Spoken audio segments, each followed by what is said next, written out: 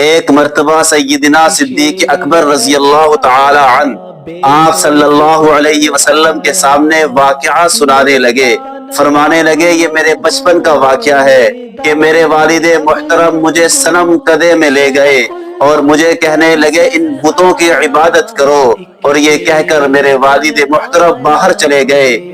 میں نے بتوں کو آزمانے کے لیے کہا، اے بتو میں ننگا ہوں مجھے کپڑا پہنا دو، میں بھوکا ہوں مجھے کھانا کھلا دو، لیکن بتوں سے آواز نہ آئی۔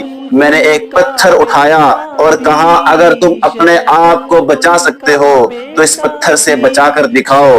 پھر میں نے زور سے پتھر دے مارا، وہ بت نیچے گر گیا۔ میرے والد اندر تشریف لائے اور کہنے لگے ابو بکر تو نے یہ کیا کر دیا؟ میں نے کہا وہی کیا جو آپ نے دیکھا، وہی سے مارنا شروع کیا۔ مارتے مارتے گھر تک لے گئے۔ جب گھر کے پاس پہنچے آخر بچے تھے، رو رہے تھے۔ اندر سے والدہ نے سنا، کہنے لگی کیوں مارتے ہو بچے کو؟ والد نے کہا اس نے آج بتوں کی توہین کر دی ہے، ان کے سامنے جھکا نہیں ہے۔ سبحان اللہ، والدہ نے عجیب جواب دیا، کہنے لگی ابو بکر ان بتوں کے سامنے کیسے جھک سکتا ہے؟